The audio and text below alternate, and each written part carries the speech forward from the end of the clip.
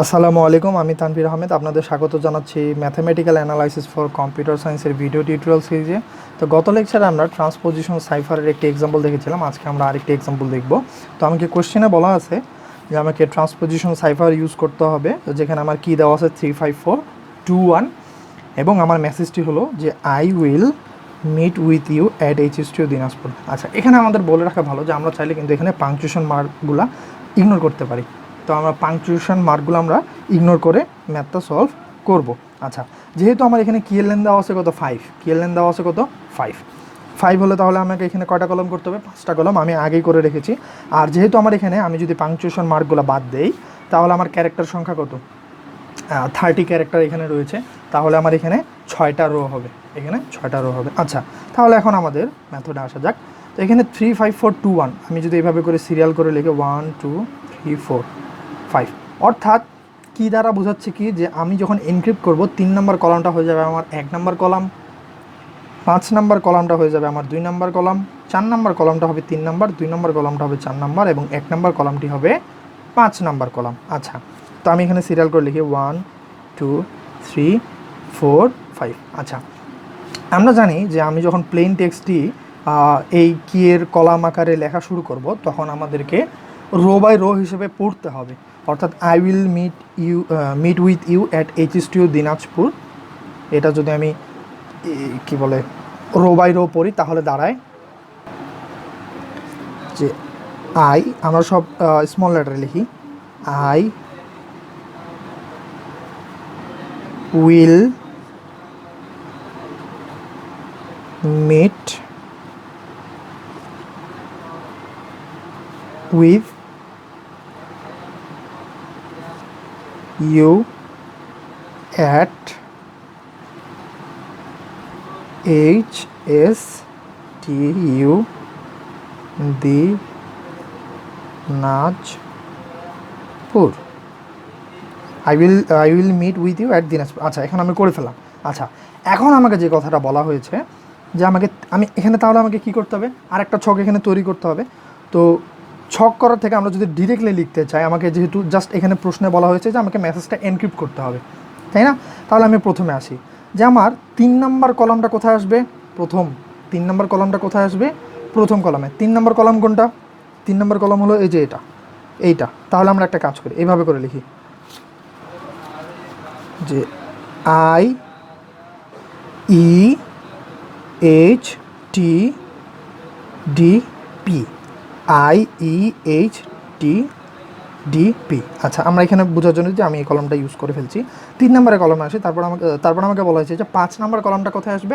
2 নম্বরে। আচ্ছা, তাহলে 5 নম্বর কোনটা? এই যে এটা, LWOSNR, LOWSNR। আচ্ছা, তারপরে আসি 4 নম্বর কলমটা কোথায় আসবে? 3 নম্বরে। 4 নম্বর, তাহলে আচ্ছা এটা হয়ে গেল আমার। তাহলে 4 নম্বরটা আসবে 3 নম্বরে। 3 নম্বরে কোনটা? 4 নম্বরটা আসবে 3 নম্বরে। তাহলে 4 নম্বরের কলমটা হলো এটা, যে LTYHIU, তাই না? আচ্ছা, তারপরে দেখি 2 নম্বর কলমটা আসবে আমার 4 নম্বর কলমে। 2 নম্বর কলমটা আসবে 4 নম্বর কলমে। তাহলে 2 নম্বরটা কোথায়? এই যে এখানে 2 নম্বর কলমটা হচ্ছে, তাহলে আমি নিচে লিখি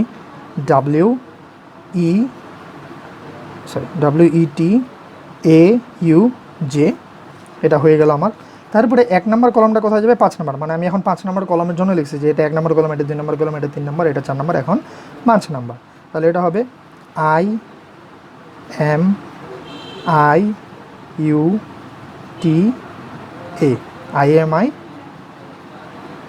IMIUTA। আচ্ছা, এখানে স্পেসগুলো আমি বোঝানোর জন্য দিয়েছি আর কি, আলাদা করার জন্য কলমগুলো। এখানে স্পেসগুলো দিতে হবে না, আমার একসাথে করে টেক্সটটা এনক্রিপ্ট করে পাঠাতে হবে। আচ্ছা, এখন এই এক্সাম্পলটা এখানেই শেষ আমার। তো এখানে আমরা একটু চিন্তা করি যে আমার যদি এমন কিছু হতো যে আমার এখানে আমি এইভাবে করে রো বাই রো ভাগ করছি, এখানে যেমন আমার 30টা কলম ছিল, আমার 5টা 5 ডিজিটের একটা কি এটা না থাকে, যে আমার যদি এখানে 30টা ক্যারেক্টার, তাই এখানে আমার 5x6 ম্যাট্রিক্সে হয়ে গেছে। এখানে যদি আমার 29টা ক্যারেক্টার থাকতো বা ধরে নিয়ে 28টা ক্যারেক্টার থাকতো, তাহলে আমার শেষের 2টা কিন্তু ফাঁকা থাকতো। এই ম্যাট্রিক্সগুলো আমার সম্পূর্ণ ভর্তি থাকতো, এই সেলগুলো ম্যাট্রিক্সের আমার সবগুলো ভর্তি থাকতো, কিন্তু শেষের দুইটা সেল বা এরকম যে কোনো আসতে পারে যে শেষের দুইটা সেল আমার ফাঁকা রয়েছে। তখন আমি কি করব, আমি চাইলে এই ফাঁকা দুটো সেলে যে কোনো একটা, মানে আমরা খুব রেয়ার ইউজ করি কিওয়ার্ড, মানে ওই কোনো মেসেজ পাঠাইতে গেলে সেগুলো আমরা এখানে দিতে পারি। আমরা যেমন আন্ডারস্কোর মেসেজের এনক্রিপ্টেড মেসেজে তো আমাদের এখানে দরকার নেই আন্ডারস্কোর, আমরা হাইফেন দিতে পারি। তো আমরা কি করতে পারি, এই যে আমার শেষে যেই সেলগুলো ফাঁকা থাকবে সেগুলোতে আন্ডারস্কোর দিয়ে ঠিক সেম প্রসিজিওরে আমরা এনক্রিপ্ট করে দেব আন্ডারস্কোর দিয়ে। তাহলে আমাদের জন্য সুবিধা হবে যদি আমরা আন্ডারস্কোর না দেই আর কি। সো আন্ডারস্কোর না দিয়ে এগুলো ইগনোর করেও করা যায়, সেটাকে বলা হয় ইরেগুলার কলামনার ট্রান্সপোজিশন সাইফার। তো আমরা সেগুলো করার চেষ্টা করবো না, তবে আমরা যদি এইভাবে আন্ডারস্কোর করে যদি দিই তাহলে আমাদের জন্য বিষয়টা অনেক সুবিধাজনক হবে। আর আরেকটা কথা বলে নিই যে এখানে আমাদের কি লেন্থটা যত বড় হবে, এখানে যেমন কি লেন্থ হলো আমার 5, আমার কি লেন্থ যত বড় হবে আমার এনক্রিপশন মেথডটা ঠিক তত সিকিওর হবে। কেন, আমি জানি যে আমার এখানে কি হলো 1 2 3 4 5, এই 5টা ডিজিট দিয়ে আমি কত ধরনের কি কম্বিনেশন তৈরি করতে পারি। তাহলে এখানে 5টা ডিজিট, তার মানে 5 ফ্যাক্টোরিয়াল, এতগুলো কম্বিনেশন আমি তৈরি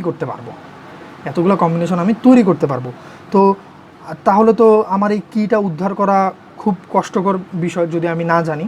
তাই কি যত বড় হবে আমার মেথডটা তত বেশি সিকিওর হবে।